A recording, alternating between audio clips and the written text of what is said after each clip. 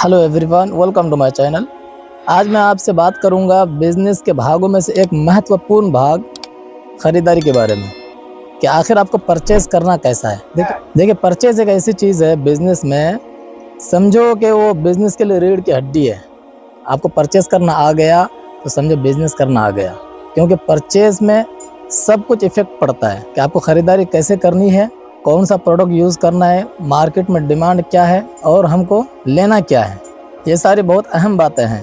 सबसे पहले आपको मैं क्लियर कट बात कर दूं कि ख़रीदारी को एक तरफ से देखा जाए तो बहुत मुश्किल भी है और दूसरे पहलू से देखा जाए तो बहुत आसान है।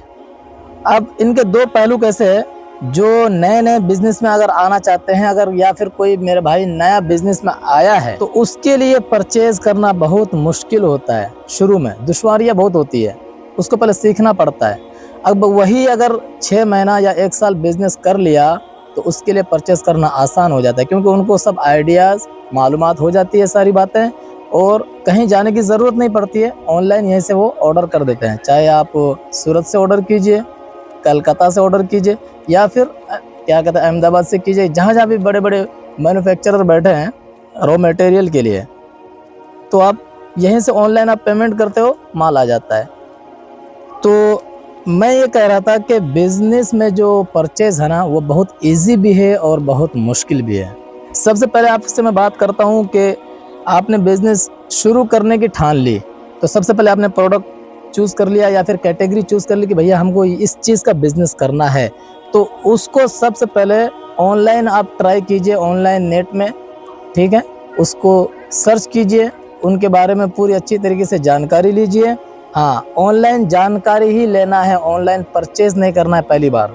वो भी आपको मैं क्लियर कट बात कर देता हूँ कि पहली बार ऑनलाइन आपको परचेज नहीं करना है, वरना आपसे धोखाधड़ी हो सकती है। ऑनलाइन परचेज कैसे करना है वो भी आपको मैं इसी वीडियो में बताऊंगा। लास्ट में हम लोग कैसे ऑनलाइन परचेज करते हैं वो भी आपको क्लियर बताऊंगा, वो आपको लास्ट में मिलेगा। इसलिए आप मेरी वीडियो में एंड तक बने रहिए। अगर आप चैनल को सब्सक्राइब नहीं किए तो सब्सक्राइब करके रखिए, ताकि हर आने वाली वीडियो आपके पास सबसे पहले पहुंच जाए। ऑनलाइन ख़रीदारी के बारे में सबसे पहले आपको मैं ये क्लियर कट बात कर लेता हूं कि जितने भी वीडियोस आप देख रहे हैं ऑनलाइन द्वारा, एक मिसाल के तौर पे मैं लेता हूं, ये मेरा अपना प्रोडक्ट है शर्ट, ये वाला शर्ट मैं बेच रहा हूं, ठीक है, ये मेरा अपना प्रोडक्ट है शर्ट, इसको मैं बेच रहा हूं।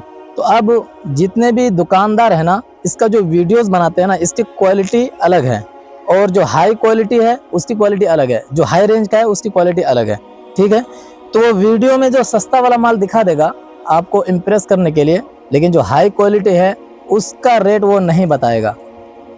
मिसाल के तौर पर उसने शर्ट में बता दिया कि मेरे पास शर्ट 95 रुपये से स्टार्ट है, होलसेल रेट। ये मैं होलसेल परचेज की बात कर रहा हूँ, रिटेल की नहीं।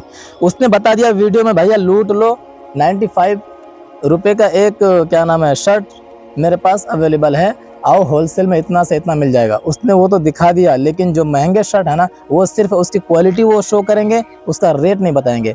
उसको देख के आप उनके पास चले गए, वो 95 वाला तो आपको दे देगा, लेकिन उसके साथ में जो एक्स्ट्रा आप उससे, जाहिर सी बात है, आप कोई भी किसी चीज़ में उतरेंगे तो एक ही प्रोडक्ट तो आप नहीं लेंगे, उसके साथ आपको मेल लेना पड़ेगा। मेल लेने के लिए उससे दूसरी चीज़ खरीदेंगे तो उसमें वो हाई रेट लगा देगा। इसलिए आपको ऑनलाइन परचेज बिल्कुल नहीं करना है। हाँ, ऑनलाइन ट्राई कीजिए ज़रूर, लेकिन उससे जाके पहले एक बार मिलिए, उसको देखिए कि हकीकत में जो रियल वीडियो में जो दिखा रहा है वो रियल में है कि नहीं। अगर वो मैन्युफैक्चरिंग के बारे में बोल रहा है कि मैं मैन्युफैक्चरर हूँ, तो वो रियल में मैन्युफैक्चरर है नहीं है, या नहीं। वो होलसेल के बारे में बोल रहा है कि मैं होलसेलर हूँ, तो आप उनसे जाके पहले पर्सनली मिलिए। पहली बार की बात कर रहा हूँ, उसके बाद उस पर भरोसा कीजिएगा। तो उन्हीं से रिलेटेड आज मैं बात करूंगा आपसे कि किन परचेस करते हुए किन किन बातों का ध्यान रखना आपको ज़रूरी है और किन किन चीज़ों से सावधानियां बरतनी ज़रूरी है। उसमें सबसे पहले नंबर पे आता है कि जो चीज़ हम ख़रीदने के लिए जा रहे हैं, मिसाल के तौर पर कपड़े के बिज़नेस पे उतर रहा हूँ, सबसे पहले ये मालूमात करनी है कि कपड़े का होलसेल मार्केट कहाँ कहाँ पर है। मैं कपड़े के बारे में बताऊँ, जैसे कि सूरत हो गया, ठीक है, कलकत्ता में मतिया बुरुज हो गया, मंगला हाट हो गया, अहमदाबाद हो गया, नागपुर हो गया। ये वो जगह है जहाँ से मैं माल ख़रीदता हूँ और मेरा पार्टी सेट है, मेरा सप्लायर सेट है। तो सबसे पहले आपको ये चीज़ें मालूमात करनी होगी कि उनका होलसेल मार्केट कहाँ है। नंबर दूसरे पे मैंने रखा है कि जहाँ पे होलसेल मार्केट है वहाँ पे जाए, आप खुद विजिट कीजिए, वहाँ पे जाइए और वहाँ जाने के बाद 15 से 20 होलसेलर से आप खुद वहाँ जाके अपना उसका प्रोडक्ट देखिए, क्वालिटी चेक कीजिए और प्राइस चेक कीजिए। ये आपको पहले जाके करना है। ऑनलाइन परचेज पहली बार नहीं करना है आपको, वरना उसमें आपके साथ धोखाधड़ी हो सकती है। अब जैसे कि मैं शर्ट बनाता हूँ, उसके लिए मुझे फैब्रिक चाहिए, ठीक है। तो फैब्रिक के लिए सबसे पहले मैं सूरत गया, वहाँ जाके विजिट किया, अहमदाबाद गया, वहाँ जाके विजिट किया, उसके साथ आपस में बैठ के बातचीत की, उनका क्वालिटी चेक किया कि किस क्वालिटी का कपड़ा है। तो दूसरे पॉइंट पे आता है कि आप वहाँ पे जाके खुद उनसे मुलाकात कीजिए, कम से कम 10 से 20 होलसेलर से आप बात कीजिए, जाके उनका प्रोडक्ट चेक कीजिए और रेट चेक कीजिए। उससे आपको ये आइडिया आ जाएगा कि भैया वो जो मेरे साथ जो रेट लगा रहा है वो सही लगा रहा है या गलत लगा रहा है, किसकी क्वालिटी अच्छी है। इसमें एक ये बेनिफिट है। अब डायरेक्ट जाके एक ही दुकान से आपको माल उठा नहीं लेना है। आप गए कलकत्ता या फिर कहीं और सूरत गए, चलो भाई 2-4 दुकानें घूम ली, उसके बाद एक ही बार में धड़ से माल ले लिया, ऐसा आपको बिल्कुल नहीं करना है। पहले आपको ट्राई करना है। नंबर 3 पे मैंने रखा है कि जितने भी होलसेलर होते हैं ना, ज़्यादातर होलसेल खरीदारी में फिक्स रेट होता है, लेकिन उसमें भी कुछ हद तक मोल भाव किया जाता है। अब मोल भाव करने का तरीका क्या है, अगर आप पहली बार गए हैं और उसको मिसाल के तौर पर एक शर्ट मिलता है 300 रुपये का, एक मिसाल देता हूँ, 300 रुपये का एक होलसेल में मिल जाता है। अब वहाँ पे जाके उसको बता रहे हो, अरे भैया ये तो सूरत में 150 रुपये में इसी क्वालिटी में शर्ट मिलता है, तो वह आपकी बातों को हवा में उड़ा देगा, क्योंकि आप जैसा हजारों कस्टमर को डेली वो फेस करता है। तो ये बात आपको जाननी ज़रूरी है कि होलसेल में सबसे पहले फिक्स प्राइस होती है, कुछ हद तक बार्गेनिंग किया जाता है, लेकिन इतना बिल्कुल ऊँट पे टांग रख के उसके साथ बार्गेनिंग मत कीजिए कि वो खुद समझ ले आपको कह रहा भैया ये तो नया है, ठीक है। ये बात आपको ध्यान रखनी बहुत ज़रूरी है। अच्छा, उसमें एक बात और आता है कि जब आप ख़रीदारी करने के लिए गए अपने व्यापारी से, तो आप पहले उसको ऑफ़र मत कीजिए। मिसाल के तौर पर मैं शर्ट का ही मिसाल दूंगा हमेशा। मिसाल के तौर पर उनसे शर्ट ख़रीदने के लिए गए, भैया ये कितने का शर्ट है? मैं एक होलसेलर हूँ या फिर मैं एक दुकानदार हूँ या सप्लायर हूँ, कुछ भी हूँ, कितने का? उसने बताया भैया 300 रुपये का। तो आपको पहले ऑफ़र नहीं करना है कि भैया मैं 250 रुपये में लूँगा। उनको पहले बोलिए कि भैया जहाँ तक आपका गुंजाइश है, एक फ़िक्स रेट क्या लगेगा वो बताइए। मुझे माल क्वांटिटी में लेना है और आपके साथ मुझे हमेशा जुड़ के रहना है। बिज़नेस एक दिन का आपके साथ नहीं करना है। आप एक बार मुझे क्वालिटी, बेस्ट क्वालिटी प्रोडक्ट दे दिए और बढ़िया रेट लगा दिए, तो मुझे दोबारा आपके पास आने की ज़रूरत नहीं होगी। मैं वहीं से ऑर्डर कर दूंगा, आपको ऑनलाइन पेमेंट कर दूंगा और आपके साथ मेरा एक रिश्ता बन जाएगा और अच्छा कारोबार चल पड़ेगा, आपका भी और मेरा भी। तो इस चीज़ को सुनकर वो जहाँ तक उसकी गुंजाइश होगी वो कम कर देगा। अगर गुंजाइश नहीं है तो वो फिक्स रखेगा वहाँ पर। अब वहाँ पे आपको उसकी बॉडी लैंग्वेज देख के आपको पहचानना पड़ेगा कि भैया ये कम करेगा या नहीं करेगा, क्योंकि आप जब फील्ड में उतरेंगे तो आप उसकी आवाज़ में पकड़ लेंगे कि भैया इसमें मोल भाव करेगा या नहीं।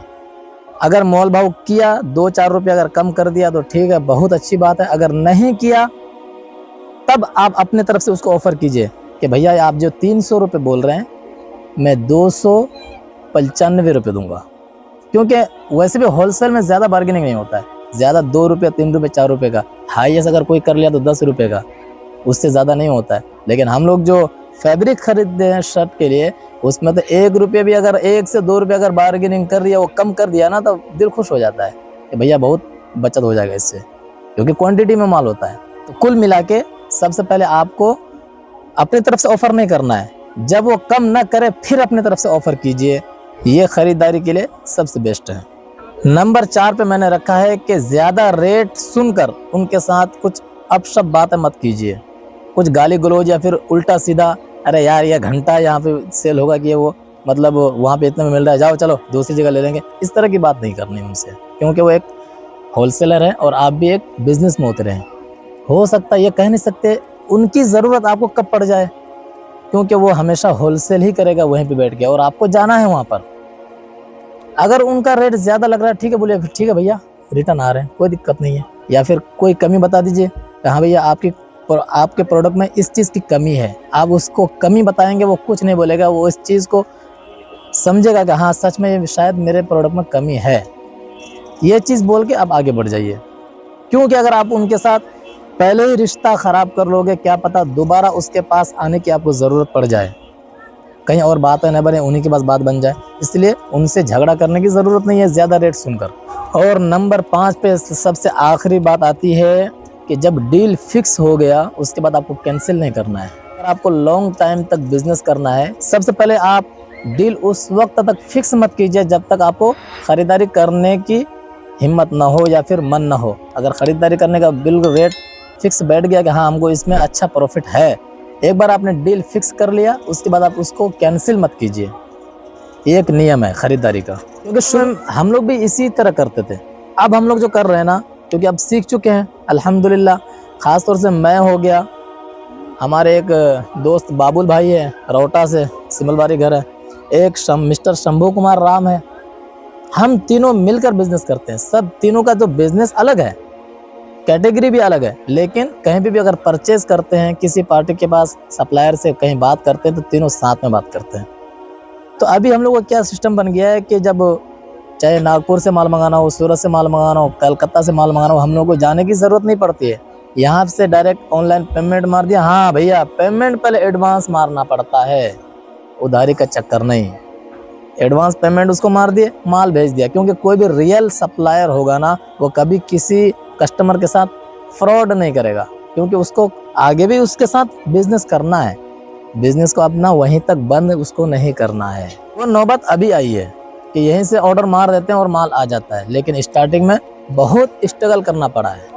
सूरत गए, अहमदाबाद गए, इधर नागपुर गए, कलकत्ता गए, हर जगह पे जाके विजिट किए सब कुछ। और एक चीज़ लास्ट में आपको मेन बातें बताता हूँ कि जो बड़े होलसेलर होंगे ना, उनकी 3 चीज़ें आप देखना, या फिर मैन्युफैक्चरर हो या फिर होलसेलर हो, उनके पास ये 3 चीज़ें आपको बहुत ज़रूरी देखना है। पहला पॉइंट क्या, उसके पास पक्का बिल हो। दूसरा पॉइंट क्या, उसका जीएसटी हो।